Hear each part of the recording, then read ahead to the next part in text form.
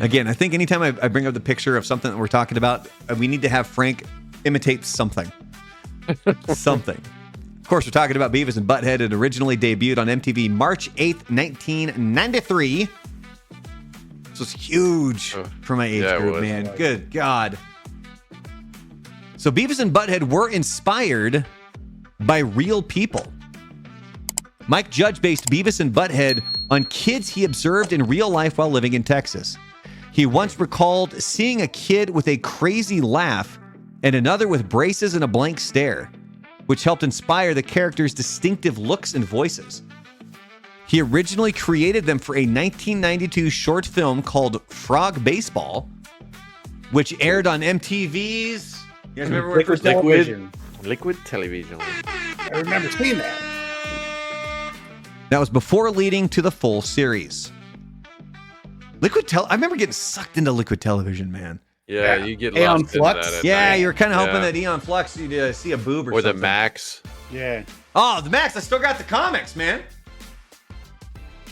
MTV almost canceled the show early on due to the controversy.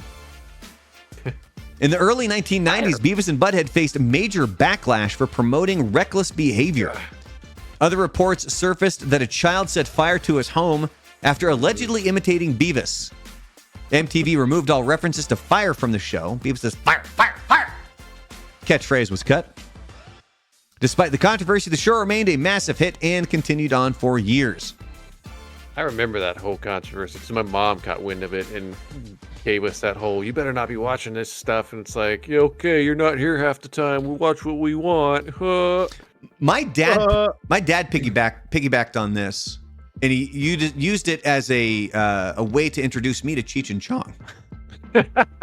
See, mine went the complete opposite. Mine was, you're not allowed to watch this. He had the cassette tape, and I remember back in the day. Show me, Mom.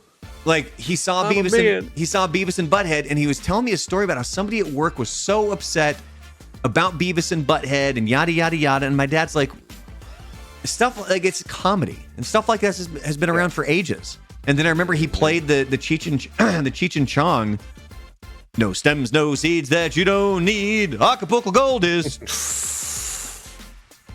badass weed. The whole Dave's Not Here skit, all of that was on that cassette tape, man. Dave's not here, man. So the animation of Beavis and Butt-Head, it was very low budget. The first season had an extremely low budget, and the early animation was crude and choppy. Mike Judge voiced both Beavis and Butt-Head himself, recording their dialogue in his closet for better sound quality. As the show gained popularity, MTV increased the budget, leading to smoother animation and better production quality. Like some kid drew that. Beavis and Butt-Head had a sister show starring Daria. Yep. Daria Morgendorffer, the smart, sarcastic character from Beavis and Butt-Head, became so popular that MTV gave her own spin-off show in 1997 called Daria. It took a more intellectual and feminist approach, focusing on high school life through her sarcastic, deadpan perspective. Despite sharing the same universe, Daria rarely ever referenced Beavis and Butt-Head, as the creators wanted the show to stand on its own. And remember, that's also kind of where Hank Hill got his start. Yep. Yeah. And who did the voice? Who did the voice of Daria? That Was it Janine Garofalo? Yeah, I think it was Janine Garofalo.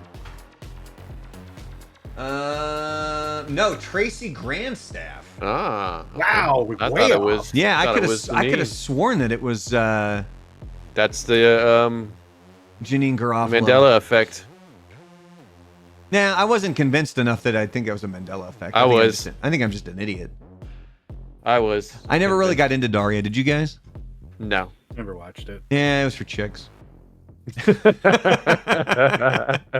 Please comment and like below.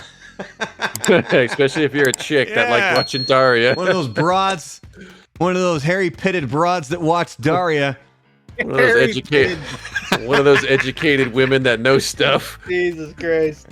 As we were watching Beavis and Butt-Head. As we're talking about Shaq's penis.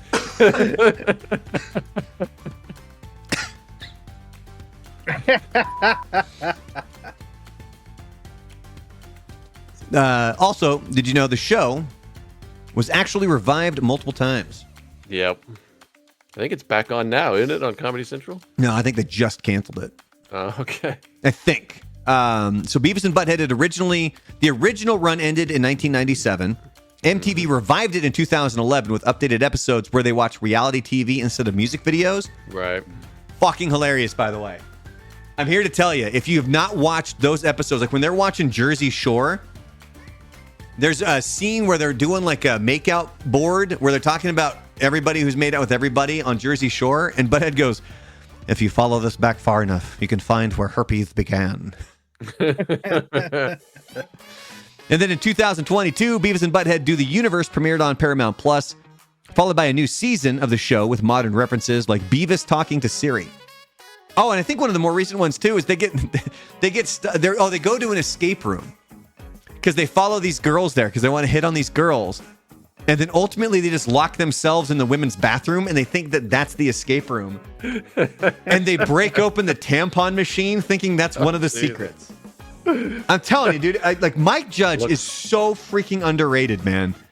Look, Beavis, And I then found the key to women. And of course, despite the time jump, their personalities and humor remain unchanged, proving their timeless appeal. There was another one too, back when the 2011 run, where Twilight was big, and they feel they need to either become a vampire or werewolf to get chicks.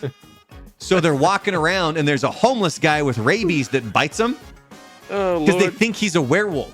So like a day later, they're deathly ill because they got rabies from this guy.